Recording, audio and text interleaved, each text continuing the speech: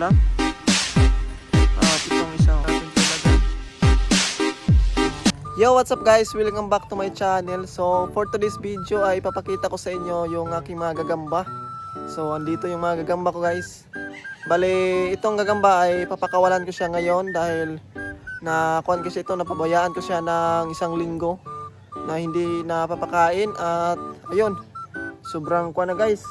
Sobrang payat na ng gagamba ko dito. Kaya yun, sayang. Hindi ko siya nagamit.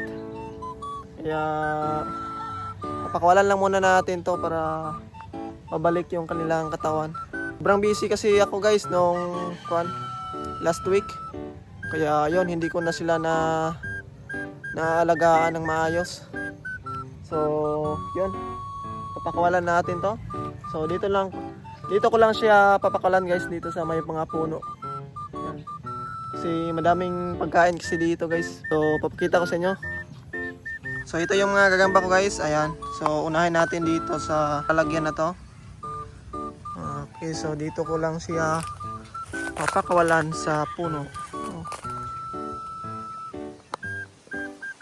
Yung mga hindi na kaya alagaan guys ay i-iko na natin. Pakawalan na dito. Yun, may isa. Ito yung una kong papakawalan. Yan o. Sobrang nahirap na tumatay. Yan. So yun. Nandun na sa taas. At ito, isunod natin to guys. Itong itiman na to. Yan o. Halos wala na ang tiyan. Sobrang payat na.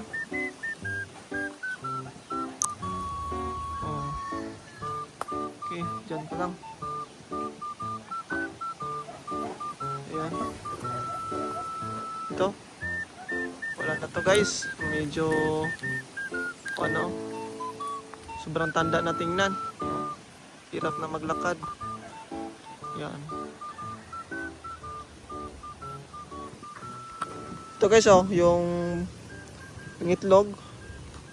Pero nanghihina na siya guys. Kaya yun. Kailangan na natin itong pakawalan. Wala tayong sungkit.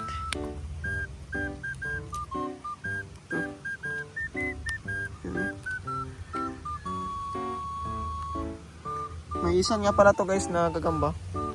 So dito ko lang pakawalan.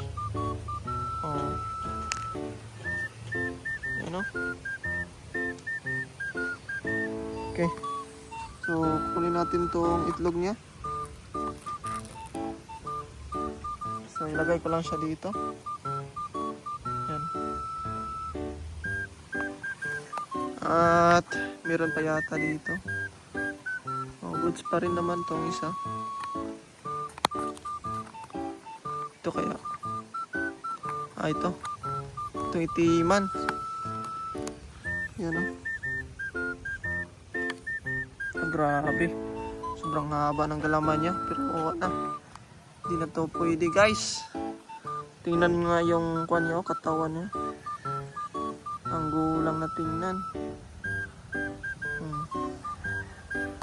Ayan. Diyan natin to. Oops. Bumabalik pa.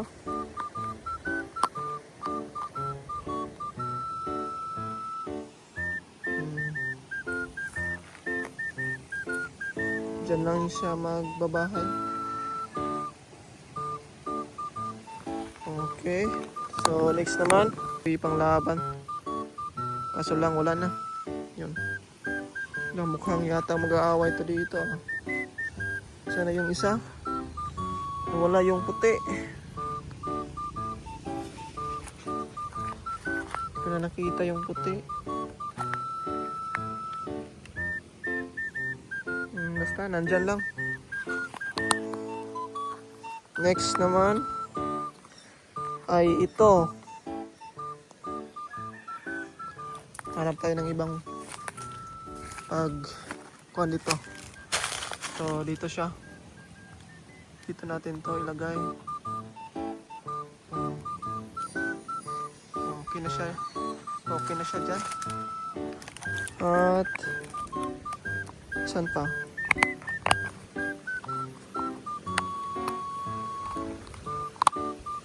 Parang wala naman yata. Alis naman to. Ito. Tigrihan. Sobrang laki nito sa kaso lang, ayun o, lumiit na. Lumiit na yung mga galaman nyo, tsaka yung tiyan.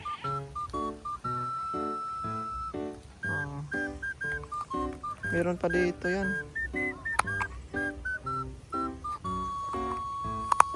Okay pa yung iba dito guys. Kaya itong markasero. Ayan o, sobrang late na.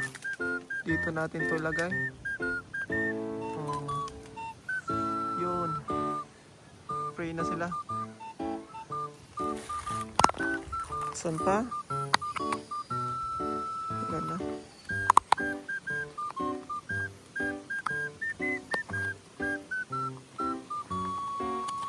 Goods pa rin yung iba. Ito, kagaya nito. Ito rin. Ito pa. Ito, may kinakain pa siya dito. Ito yung natira na guys. Pwede pa natin to alagaan. At dito ay titingnan natin kung ito medyo bago pa rin to guys na nahuli ko. Mga 3 araw pa. Kaya mukhang hindi naman ito nagrabihan yung kuwan niya. Hindi pa ito namayat na sobra. Ayan guys, yan. Ito yung una kong gagamba. Magapang na yung isa. Oh, dito pa talaga oh. Mag-aaway na to.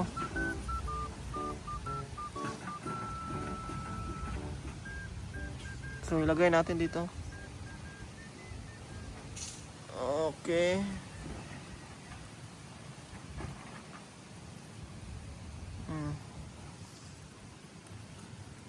Next dito naman. Ito guys, maisan. So kuha lang to, mga tersira. Maisan din oh. Goods pa rin to guys dahil medyo kuha pa to. Bago pa rin tong gagamba na nandito sa lalagyan na to. Ito rin oh. Mga tersira na gagamba. Ito ayos pa rin. Oh. At meron ditong isa guys ng itlog. Yan, kakaitlog lang. At itong isa oh, last. Yan, so isa lang yung pinakawalan ko dito.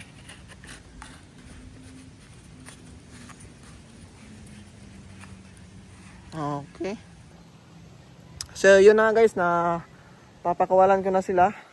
At ayun, meron pa rin.